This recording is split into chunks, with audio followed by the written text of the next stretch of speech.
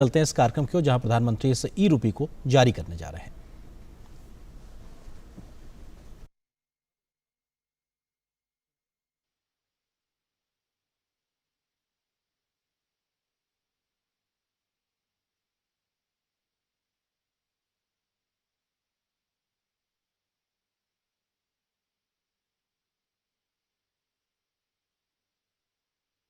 नमस्कार। भारत के माननीय प्रधानमंत्री जी एवं गणमान्य अतिथिगण, वर्चुअल प्लेटफॉर्म के माध्यम से जुड़े सभी दर्शकगण, आप सभी का माननीय प्रधानमंत्री द्वारा ई रूपी के इस लॉन्च कार्यक्रम में हार्दिक स्वागत है। आज का दिन बहुत ही ऐतिहासिक है। हमारे साथ इस समय हजारों अस्पताल तथा देश दुनिया से कई हजार लोग जुड़ चुके हैं। सोशल मीडिया सहित सभी प्लेटफॉर्म्स के माध्यम से इस कार्यक्रम से जुड़े लोगों का हम स्वागत करते हैं। ये एक अत्यंत विशेष घड़ी है जब हमारे बीच में माननीय प्रधानमंत्री जी उपस्थित हैं। ई रूपी के लोकार्पण के इस कार्यक्रम में हम उनका तहे दिल से हार्दिक अभिनंदन करते हैं।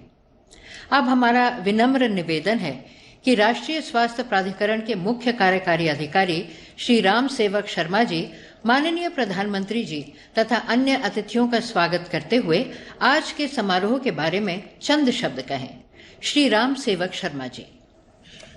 भारत के माननीय प्रधानमंत्री महोदय, राज्यों के महामहिम राज्यपालगण, माननीय वित्त मंत्री महोदया, माननीय स्वास्थ्य एवं परिवार कल्याण और रसायन एवं उर्वरक मंत्री महोदय, माननीय इलेक्ट्रॉनिक्स और सूचना प्रौद्योगिकी मंत्री, माननीय खाद्य और सार्वजनिक वितरण मंत्री, माननीय राज्य मंत्रीगण, केंद्र शासित प्रदेशों के माननीय उपराज्यपालगण, रिजर्व बैंक ऑफ इंडिया के माननीय गवर्नर साहब और अन्य अधिकारीगण, भारत सरकार के सचिवगण, राज्यों और केंद्र शासित प्रदेशों के मुख्य सचिवगण, एनपीसीआई के अधिकारीगण, बैंकों के सीएमडी, सीईओ एवं अन्य अधिकारीगण, प्रधानमंत्री जन आरोग्य योजना से जुड़े एवं अन्य अस्पताल प्रशासक और चिकित्सक, भारत एवं राज्य सरकार के अन्य अधिकारीगण, देवियों और सज्जनों, मैं ई रूपी के अनावरण के इस अवसर पर आप सभी का हार्दिक अभिनंदन करता हूं। मैं हमारे माननीय प्रधानमंत्री जी का तहे दिल से स्वागत करता हूं, जो इस पहल के पीछे की प्रेरणा रहे हैं और जिन्होंने ई रूपी को लॉन्च करने के लिए कृपापूर्वक अपनी सहमति व्यक्त की है। ये हम सबके लिए सौभाग्य की बात है। ये ऐतिहासिक माइलस्टोन अगस्त 2014 में शुरू हुई डिजिटल इंडिया यात्रा का एक महत्वपूर्ण पड़ाव है। उस समय हमारे प्रधानमंत्री के गतिशील नेतृत्व में केंद्रीय मंत्रिमंडल ने डिजिटल इंडिया को मंजूरी दी थी। डिजिटल इंडिया माननीय प्रधानमंत्री के सबसे पसंदीदा कार्यक्रमों में से एक है। इस कार्यक्रम की व्यापक दृष्टि भारत को डिजिटली एम्पावर्ड सोसाइटी और नॉलेज इकोनॉमी में ट्रांसफॉर्म करना है। इसके मुख्य आयामों में digital infrastructure as a utility to citizens, software and services on demand और डिजिटल एम्पावरमेंट ऑफ सिटीजन्स शामिल है। टेक्नोलॉजी के क्षेत्र में हमारे देश ने सभी मापदंडों पर ऊंची छलांग लगाई है। आंकड़े उसके गवाह हैं। आज देश में 129 करोड़ लोगों के पास आधार है। हमारे पास 120 करोड़ मोबाइल कनेक्शन और 78 करोड़ इंटरनेट यूजर्स हैं। जैम, जेएएम, ट्रिनिटी, जनधन, आधार और मोबाइल ने financial inclusion, direct benefit transfer और पेमेंट सिस्टम्स को ट्रांसफॉर्म कर दिया है। आज हमारे देश में 80% से अधिक वयस्कों के पास बैंक खाते हैं, जबकि यही आंकड़ा 2014 में मात्र 53% था। हमने जनधन के तहत 42 करोड़ अकाउंट्स खोले हैं। यह एक ऐसा आंकड़ा है जिसकी बराबरी कई विकसित देश भी नहीं कर पाते। हम एलपीजी सब्सिडी से लेकर करोड़ों किसानों को हजारों करोड़ रुपए डायरेक्ट बेनिफिट ट्रांसफर के माध्यम से ट्रांसफर करते हैं। अब तक कुल 17 लाख करोड़ रुपए की राशि डीबीटी के माध्यम से हस्तांतरित हुई है। इस कठिन समय में डीबीटी हमारे देश के लिए वरदान रहा है। United payment system, unified payment system में वास्तव में डिजिटल भुगतान के क्षेत्र में क्रांतिकारी बदलाव किया है। यूपीआई भीम को हमारे माननीय प्रधानमंत्री जी द्वारा दिसंबर 2016 में लॉन्च किया गया था। अपने अस्तित्व के केवल 4.5 वर्षों से भी कम समय में इसने उन सभी डेबिट और क्रेडिट कार्डों को पीछे छोड़ दिया है जो पिछले 40 वर्षों से अस्तित्व में थे। हम यूपीआई पर हर महीने लगभग 300 करोड़ ट्रांजैक्शन कर रहे हैं, जिनका औसत अमाउंट 6 लाख करोड़ रुपए के आसपास है।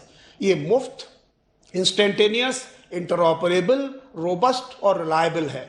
हमारे देश में किसी भी डिजिटल प्लेटफॉर्म के लिए 3 सी जरूरी हैं। पहला सी कॉस्ट, लागत, ये कम होनी चाहिए, मुफ्त हो तो और भी अच्छा। कन्वीनियंस, सुविधा, और कॉन्फिडेंस, विश्वास। यूपीआई इन तीनों पैमानों पर खरा उतरता है। आज भारत में मनी ट्रांसफर एक फोन कॉल करने जितना आसान हो गया है। हमने अपने जन सामान्य की जरूरतों को ध्यान में रखते हुए कई डिजिटल प्रोडक्ट्स और सर्विसेज विकसित किए हैं, जिनमें मुख्य हैं ऑथेंटिकेशन, इलेक्ट्रॉनिक केवाईसी, ई साइन, डिजिटल लॉकर और डिजिटल कंसेंट। ये सभी मेड इन इंडिया प्रोडक्ट्स हैं। इनका उपयोग भी व्यापक रूप से हो रहा है। अब तक 5,600 करोड़ बार आधार का ऑथेंटिकेशन हो चुका है और इसका इस्तेमाल लोग राशन लेने में कर रहे हैं। आज हमारे पास डिजिटल लॉकर पर 430 करोड़ दस्तावेज हैं, जिनमें विभिन्न संस्थानों की डिग्रियां, आधार कार्ड, ड्राइविंग लाइसेंस और पासपोर्ट शामिल हैं। हाल ही में भारत के डिजिटल प्रोडक्ट्स की सूची में टीकाकरण का प्लेटफॉर्म कोविन भी जुड़ गया है। इसे भारत ने बनाया है और सिर्फ 6 महीनों में 45 करोड़ से अधिक लोगों ने इसे इस्तेमाल किया है। हमारे टीकाकरण अभियान, जो विश्व का सबसे बड़ा अभियान है, को जन केंद्रित, पारदर्शी और व्यवस्थित तरीके से संचालित करने में कोविन ने महत्वपूर्ण भूमिका निभाई है। दुनिया में कोई भी प्लेटफॉर्म, चाहे वो सरकारी हो या निजी, इतनी तेजी से इतना बड़ा नहीं हुआ। हमारे माननीय प्रधानमंत्री जी की इच्छा के अनुसार ये प्लेटफॉर्म अब दुनिया के कई देशों को ओपन सोर्स गिफ्ट के रूप में प्रदान किया जा रहा है। दिलचस्प बात यह है कि इनमें से प्रत्येक पहल को पिछले 7 वर्षों में हमारे माननीय प्रधानमंत्री जी ने व्यक्तिगत रूप से मार्गदर्शित किया है। भारत की डिजिटल उड़ान आज सभी के सामने है। प्रधानमंत्री जी का पेपरलेस, प्रेजेंसलेस और कैशलेस गवर्नेंस का विजन आज हकीकत बनता जा रहा है। Minimum government and maximum governance के प्रधानमंत्री जी के निर्देश को प्राप्त करने के लिए टेक्नोलॉजी का भरपूर लाभ हम लोग उठा रहे हैं। ई रूपी का लॉन्च आज उतना ही महत्वपूर्ण है जितना कि 5 साल पहले भीम यूपीआई का लॉन्च था। यह एक पर्सन स्पेसिफिक और पर्पज स्पेसिफिक इंस्ट्रूमेंट है जो यूपीआई के आर्किटेक्चर पर आधारित है। कई बार सरकार किसी उद्देश्य के लिए लाभ हस्तांतरित करती है, लेकिन इस बात पर कोई नियंत्रण नहीं होता कि राशि का उपयोग व्यक्ति द्वारा उसी काम के लिए किया जा रहा है जिसके लिए इसे ट्रांसफर किया गया था। ई रूपी ये सुनिश्चित कर सकेगा। ये रियल टाइम और पेपरलेस है। इसके उपयोग का फलक बहुत ही व्यापक है। अनगिनत क्षेत्रों में इसका उपयोग संभावित है। अभी हम कुछ उपयोगों के बारे में ही सोच सकते हैं। स्वास्थ्य, पोषण, शिक्षा और कृषि कुछ ऐसे क्षेत्र हैं जो ई रूपी से लाभान्वित हो सकते हैं। इसका उपयोग राष्ट्रीय डिजिटल स्वास्थ्य मिशन, जो नेशनल डिजिटल हेल्थ मिशन है, उसमें भी किया जाएगा। मैं इसकी अनुमति देने के लिए आरबीआई के गवर्नर श्रीमान शक्तिकांत दास जी और समयबद्ध तरीके से इसके कार्यान्वयन में नेतृत्व प्रदान करने के लिए श्री देवाशीष पंडा जी, सचिव वित्तीय सेवा विभाग को धन्यवाद देना चाहता हूं। इस अवसर पर मैं एनपीसीआई टीम और श्री दिलीप आसबे के प्रति धन्यवाद और आभार व्यक्त करना चाहता हूं, जिन्होंने कुछ ही समय में रिकॉर्ड में इसे तैयार किया है। इसके अलावा सभी बैंकों और अन्य संस्थानों को धन्यवाद जो इशूअर्स और एक्वायरर के इकोसिस्टम में शामिल हो गए हैं। उन्होंने इतने कम समय में अपना सिस्टम बनाया और परखा है। हम स्वास्थ्य मंत्रालय में इस प्रणाली के पहले उपयोगकर्ता होने के लिए सौभाग्यशाली हैं। माननीय स्वास्थ्य और परिवार कल्याण मंत्री श्रीमान मनसुख मांडविया जी और स्वास्थ्य सचिव श्री राजेश भूषण जी ने भी इस यात्रा का मार्गदर्शन किया है। उनके प्रति हमारा विशेष आभार। एक बार फिर मैं भारत के माननीय प्रधानमंत्री, महामहिम राज्यपालों, माननीय मंत्रियों और इस अवसर पर उपस्थित सभी बहनों और भाइयों का स्वागत और अभिनंदन करता हूं। जय हिंद। धन्यवाद श्री आर एस शर्मा जी, हमारे गणमान्य अतिथियों का स्वागत करने के लिए और हमें ई रूपी के बारे में अवगत कराने के लिए। और अंततः वो क्षण आ ही गया है जिसका हम सबको बेसब्री से इंतजार था। माननीय प्रधानमंत्री श्री नरेंद्र मोदी जी अपने कर कमलों से अब ई रूपी लॉन्च वीडियो का अनावरण कर ई रूपी को राष्ट्र को समर्पित करेंगे। भारत के यशस्वी प्रधानमंत्री श्री नरेंद्र मोदी जी के नेतृत्व में आज विकासोन्मुखी और कल्याणकारी योजनाओं का सीधा और पूरा लाभ लोगों तक पहुंच रहा है। प्रधानमंत्री जी के संकल्प और विकास मंत्र सबका साथ, सबका विकास, सबका विश्वास की एक मजबूत ताकत है डिजिटल इंडिया।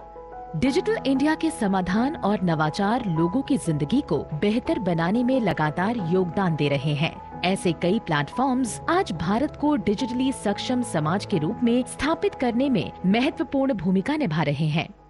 साथियों, मिनिमम गवर्नमेंट मैक्सिमम गवर्नेंस के सिद्धांतों पर चलते हुए सरकार और जनता के बीच, सिस्टम और सुविधाओं के बीच, समस्याओं और सर्विस के बीच गैप कम करना, इनके बीच की मुश्किलें खत्म करना और जन सामान्य की सुविधा बढ़ाना ये समय की मांग रहा है।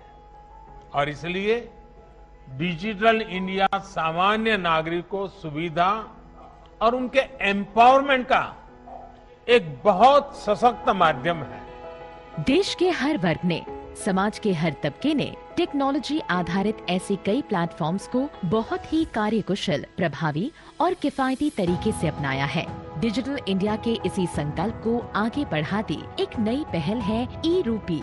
यह भारत के सबसे सफलतम पेमेंट प्लेटफॉर्म भीम यूपीआई पर आधारित है। ई-रूपी आरबीआई स्वीकृत एक प्रीपेड ई वाउचर है जिसे एनपीसीआई यानी भारतीय राष्ट्रीय भुगतान निगम ने वित्तीय सेवा विभाग और बैंकों के सहयोग से विकसित किया है। ई-रूपी विशिष्ट सेवा के भुगतान के लिए लाभार्थी को जारी किया जाता है। यह एक क्यूआर कोड या एसएमएस स्ट्रिंग आधारित ई वाउचर है जिसे लाभार्थी के मोबाइल पर भेजा जाता है। इस कोड के माध्यम से सेवा प्रदाता के अकाउंट में डायरेक्ट फंड ट्रांसफर किया जाता है। सरकारी संस्थाएं, कॉरपोरेट या कोई भी सेवा प्रायोजक अपने पार्टनर बैंक की मदद से ई-रूपी वाउचर जनरेट कर सकते हैं। सेवा प्रदाता केंद्र पर लाभार्थी ई-रूपी के माध्यम से भुगतान कर सकते हैं। सेवा प्रदाता केंद्र वाउचर के रूप में मिले क्यूआर कोड या एसएमएस को स्कैन करेंगे। लाभार्थी के वेरिफिकेशन के लिए एक कोड लाभार्थी के मोबाइल नंबर पर भेजा जाएगा। वेरिफिकेशन हो जाने पर तुरंत भुगतान होने की पुष्टि हो सकेगी। यह वाउचर कैशलेस और कॉन्टैक्टलेस है। इसका उपयोग सिर्फ एक बार ही किया जा सकता है। यह पूरी तरह से सुरक्षित और विश्वसनीय है। लाभार्थियों की निजी जानकारी पूरी तरह से गोपनीय होती है। ई-रूपी सुनिश्चित करता है सेवाओं की टारगेटेड और लीक प्रूफ डिलीवरी, वितरण प्रणाली के सरलीकरण के साथ साथ न्यूनतम प्रशासनिक लागत।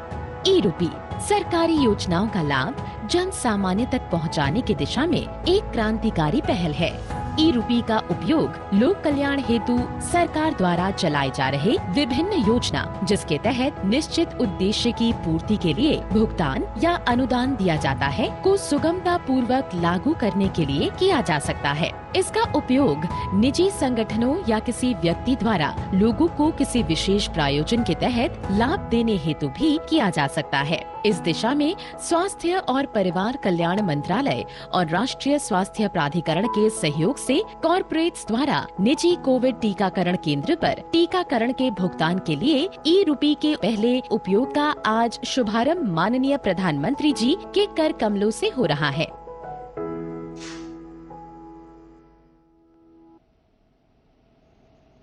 सचमुच ई-रूपी डिजिटल भारत की ओर एक बहुत ही मजबूत कदम है।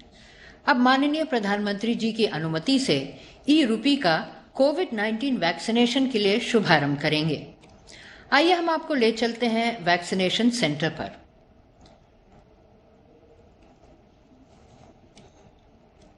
हम जुड़े हैं मुंबई के एक प्राइवेट वैक्सीनेशन सेंटर से, जहां लाभार्थी आज पहली बार इस ई-रूपी वाउचर से कोविड-19 वैक्सीन के लिए भुगतान करेंगे। हमारी पहली लाभार्थी अब वैक्सीनेशन काउंटर पर पहुंच गई हैं और वो हॉस्पिटल के कर्मचारी को अपने मोबाइल में मिले ई-रूपी वाउचर को दिखा रही हैं। अब हम देख रहे हैं कि हॉस्पिटल के कर्मचारी क्यूआर कोड के रूप में मिले ई-रूपी वाउचर को स्कैन कर रहे हैं।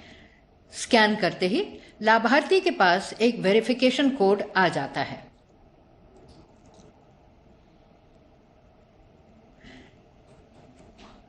ये वेरिफिकेशन कोड लाभार्थी हॉस्पिटल के कर्मचारी को बताती हैं। Thank you. Verification code enter करते ही ई रूपी वाउचर रिडीम हो गया है और इस तरह उसके वैक्सीन का भुगतान ई रूपी के माध्यम से सफल हो जाता है। अब लाभार्थी कोविड-19 वैक्सीन लगवाने जा रही हैं। जैसा कि हम सबने देखा, ई रूपी के माध्यम से वैक्सीन का भुगतान मात्र कुछ ही मिनट में बिल्कुल कैशलेस, कॉन्टैक्टलेस और सुगमता पूर्वक हुआ।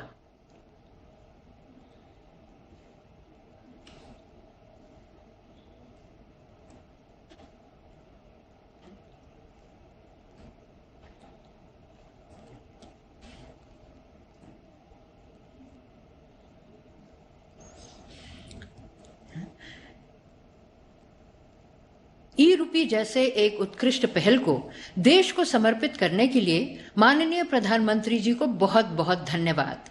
ये एक क्रांतिकारी पहल है जिसकी अनगिनत संभावनाएं हैं।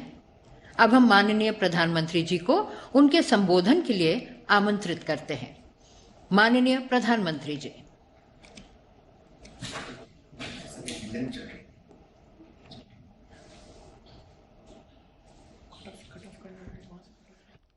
नमस्कार।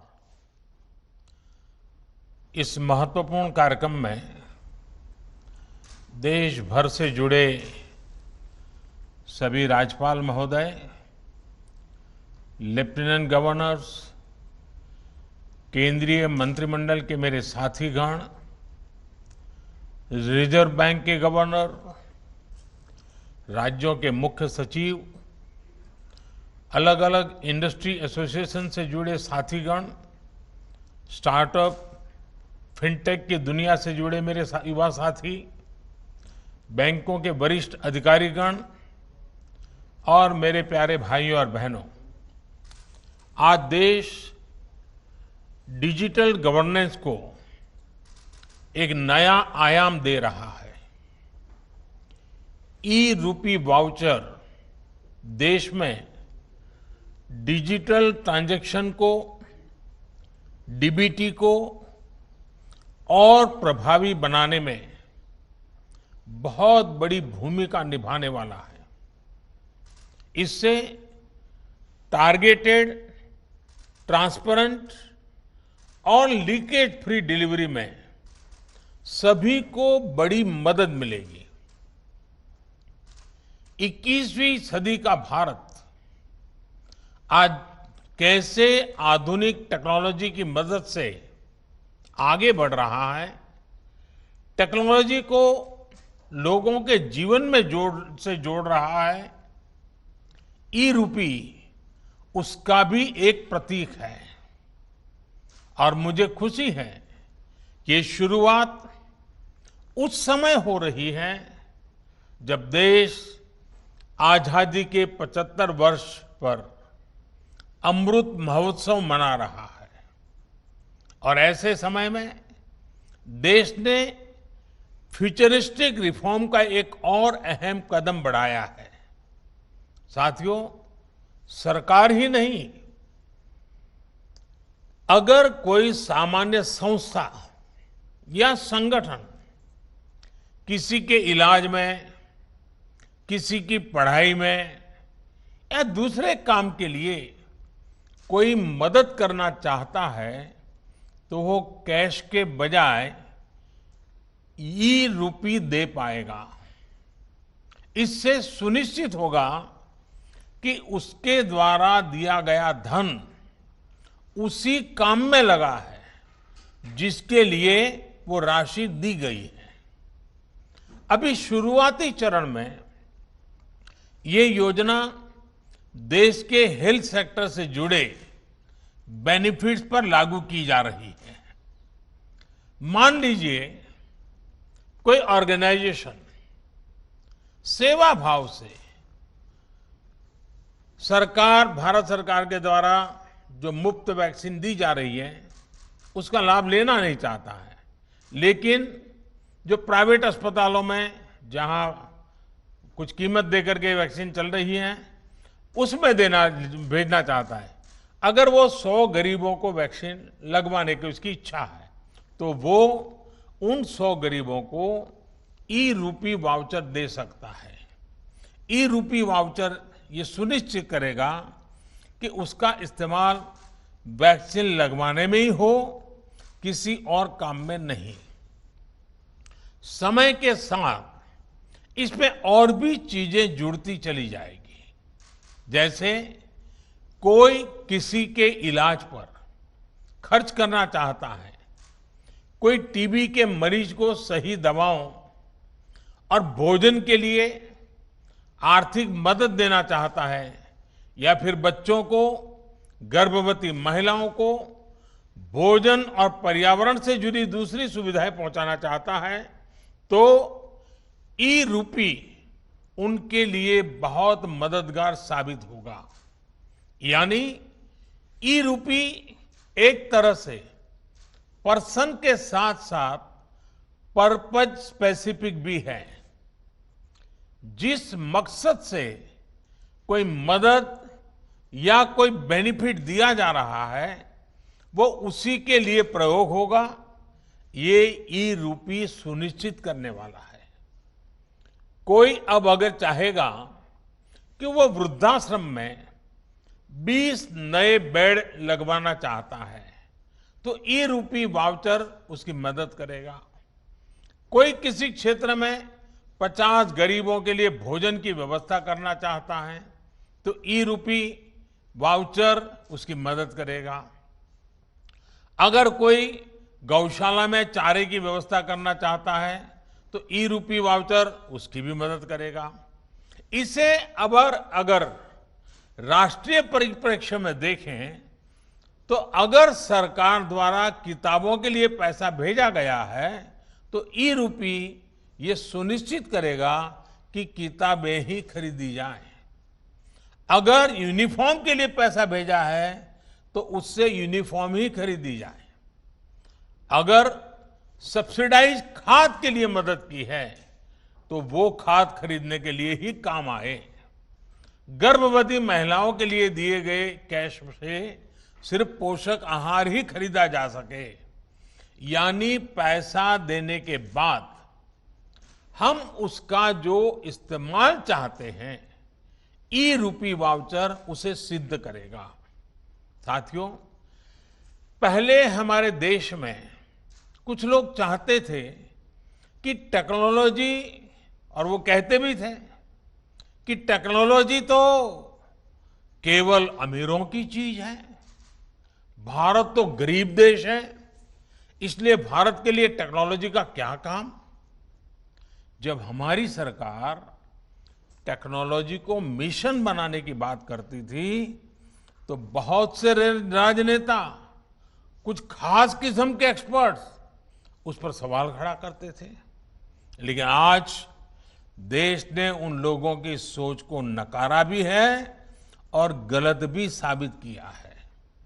आज देश की सोच अलग है, नई है।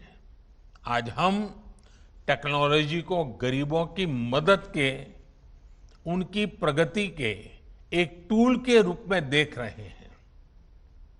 आज दुनिया देख रही है कैसे भारत में टेक्नोलॉजी पारदर्शिता और ईमानदारी ला रही है, कैसे टेक्नोलॉजी नए अवसरों को पैदा करने में, उन्हें गरीबों को सुलभ बनाने का काम कर रही है, और कैसे टेक्नोलॉजी सरकार और लाल फीताशाही पर सामान्य मानवीय की निर्भरता को कम कर रही है। आप आज के ही यूनिक प्रोडक्ट को देखिए। आज हम यहां तक इसलिए पहुंचे हैं क्योंकि देश ने जनधन खातों को खोलने, उन्हें मोबाइल और आधार से जोड़ने और जैम जैसी व्यवस्था के लिए वर्षों मेहनत की है।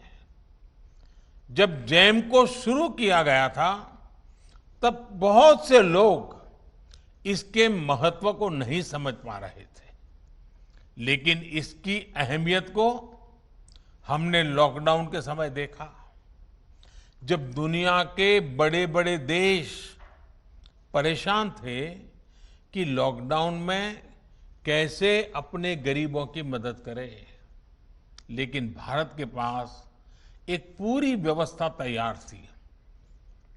दूसरे देश अपने यहाँ के पोस्ट ऑफिस और बैंक खुलवा रहे थे, तो वहीं भारत महिलाओं के बैंक खातों में सीधे आर्थिक मदद भेज रहा था।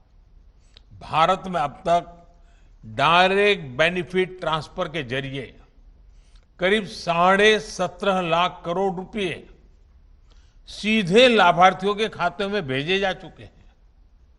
आज केंद्र सरकार 300 से ज्यादा योजनाओं का लाभ डीबीटी के माध्यम से, डायरेक्ट बेनिफिट ट्रांसफर के माध्यम से लोगों तक पहुंचा रही है।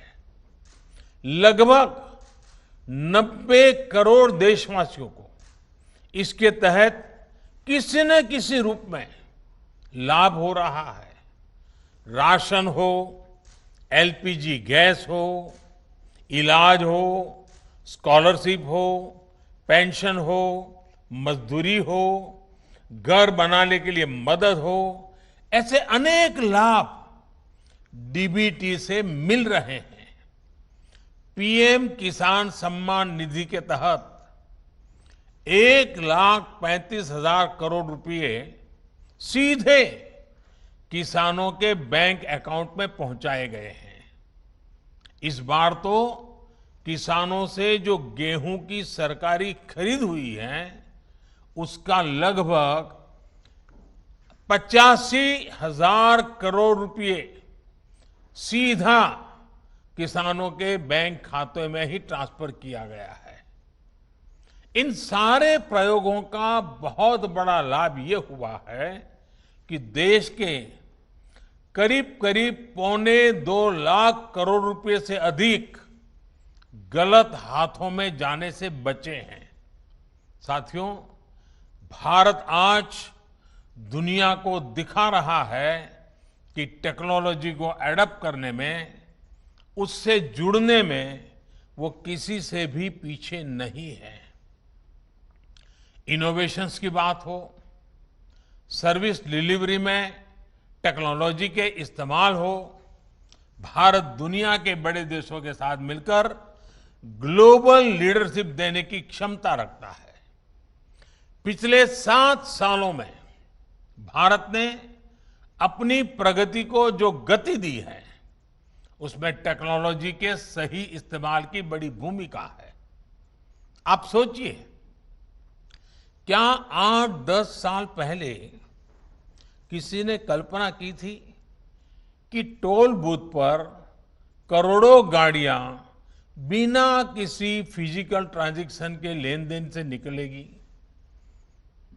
आज के फास्टैग से ये संभव हुआ है। क्या 8-10 साल पहले किसी ने सोचा था कि दूर सुदूर गांव में बैठा कोई हस्तशिल्पी अपने प्रोडक्ट दिल्ली के किसी सरकारी दफ्तर में सीधे भेज पाएगा? आज जेम यानी government e market place portal से ये मुमकिन है। क्या 8-10 साल पहले किसी ने सोचा था कि हमारे सर्टिफिकेट्स, डॉक्यूमेंट्स हर समय डिजिटली हमारी जेब में होंगे और हर जगह एक क्लिक पर इस्तेमाल हो पाएंगे? आज ये डिजी लॉकर से मुमकिन है। क्या 8-10 साल पहले किसी ने सोचा था कि भारत में एमएसएमई सेक्टर के उद्यमियों को सिर्फ 59 मिनट में लोन अप्रूव हो पाएगा? आज भारत में ये भी मुमकिन है। और इसी तरह 8-10 साल पहले क्या आपने सोचा था कि आप किसी काम के लिए एक डिजिटल वाउचर भेजेंगे और काम हो जाएगा? आज ये भी ई रूपी के जरिए मुमकिन हो चुका है। मैं ऐसे कितने ही उदाहरण आपको गिना सकता हूं। इस महामारी के दौरान भी देश ने तकनीक की ताकत को महसूस किया है। आरोग्य सेतु ऐप का उदाहरण भी हमारे सामने है। आज ये ऐप सबसे ज्यादा डाउनलोडेड ऐप में से एक है। इसी तरह कोविन पोर्टल भी आज हमारे वैक्सीनेशन प्रोग्राम में, वैक्सीनेशन सेंटर के चयन में, रजिस्ट्रेशन में, वैक्सीन सर्टिफिकेट प्राप्त करने में देशवासियों की बड़ी मदद कर रहा है। पुरानी व्यवस्था चल रही होती तो वैक्सीनेशन लगवाने के बाद सर्टिफिकेट के लिए दौड़ना पड़ता होता है। दुनिया के कई बड़े देशों में भी आज पेपर पर हाथ से लिख करके सर्टिफिकेट दिया जा रहा है, लेकिन भारत के लोग एक क्लिक में डिजिटल सर्टिफिकेट डाउनलोड कर रहे हैं। इसलिए आज भारत का कोविन सिस्टम दुनिया के कई देशों को आकर्षित कर रहा है।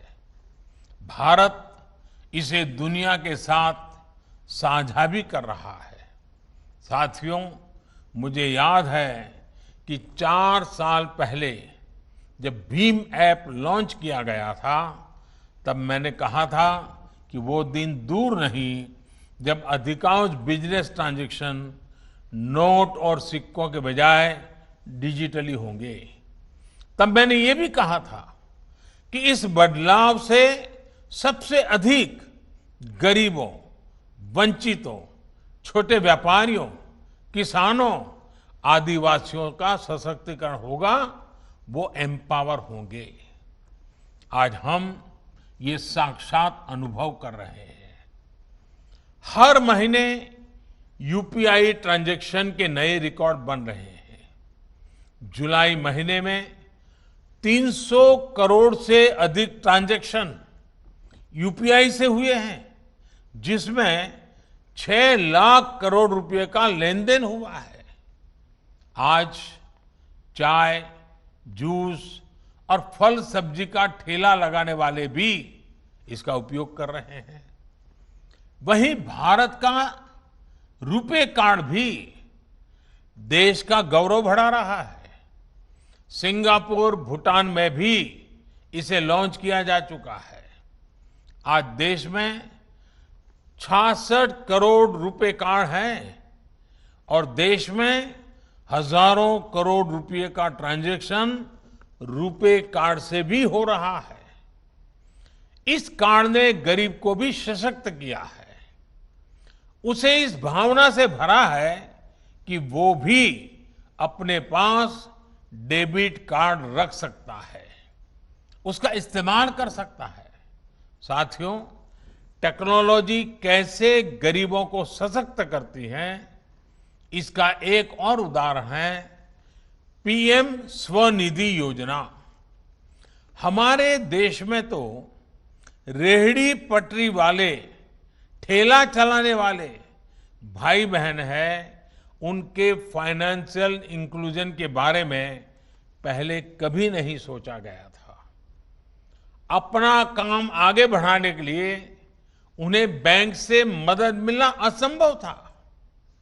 जब डिजिटल ट्रांजैक्शन की कोई हिस्ट्री ही ना हो, कोई डॉक्यूमेंट ना हो, तो बैंक से लोन लेने के लिए हमारे रेहड़ी पटरी वाले साथी पहला कदम भी नहीं बढ़ा पाते थे। इसी को समझते हुए हमारी सरकार ने पीएम स्वनिधि योजना की शुरुआत की। आज देश के छोटे बड़े शहरों में 23 लाख से अधिक रेहड़ी पटरी और ठेले वालों को इस योजना के तहत मदद दी गई है। इसी कोरोना काल में करीब करीब 2300 करोड़ रुपए उन्हें दिए गए हैं। ये गरीब साथी अब डिजिटल ट्रांजैक्शन कर रहे हैं और अपना लोन चुका रहे हैं। यानी अब उनके लेन देन की एक डिजिटल हिस्ट्री बन रही है। पीएम स्वनिधि में ये व्यवस्था की गई है कि 10,000 रुपए का पहला लोन चुकाने पर 20,000 का दूसरा लोन और दूसरा लोन चुकाने पर 50,000 का तीसरा लोन रेहड़ी पटरी वाले साथियों को दिया जाएगा। आपको जानकर खुशी होगी कि आज सैकड़ों रेहड़ी पटरी और ठेले वाले भाई बहन अब तीसरा लोन प्राप्त करने की दिशा में आगे बढ़ रहे हैं। साथियों, देश में डिजिटल इंफ्रास्ट्रक्चर और डिजिटल ट्रांजैक्शन के लिए जो काम पिछले 6-7 वर्षों में हुआ है, उसका लोहा आज दुनिया भी मान रही है। विशेषकर भारत में फिनटेक का बहुत बड़ा आधार तैयार हुआ है। ऐसा आधार तो बड़े बड़े देशों में भी नहीं है। देशवासियों का पॉजिटिव माइंडसेट, फिनटेक सॉल्यूशन को एडॉप्ट करने की उनकी क्षमता भी असीम है। इसलिए ये आज भारत के युवाओं, भारत के स्टार्टअप इकोसिस्टम के लिए भी बेहतरीन मौका है। भारत के स्टार्टअप्स के लिए फिनटेक में अनेकों संभावनाएं हैं। साथियों, मुझे विश्वास है कि ई-रूपी वाउचर भी सफलता के नए अध्याय लिखेगा। इसमें हमारे बैंकों और हमारे पेमेंट गेटवे का बहुत बड़ा रोल है। हमारे सैकड़ों प्राइवेट अस्पतालों, कॉरपोरेट्स, उद्योग जगत, एनजीओज और दूसरे संस्थानों ने भी इसको लेकर बहुत रुचि दिखाई है। मेरा राज्य सरकारों से भी आग्रह है कि अपनी योजनाओं का सटीक और संपूर्ण लाभ सुनिश्चित करने के लिए ई-रूपी का अधिक से अधिक उपयोग करें। मुझे विश्वास है कि हम सभी की ऐसी ही सार्थक साझेदारी एक ईमानदार और पारदर्शी व्यवस्था के निर्माण को और गति देगी। एक बार फिर सभी देशवासियों को इस बड़े रिफॉर्म के लिए बहुत बहुत बधाई देता हूं। बहुत बहुत शुभकामनाएं। धन्यवाद।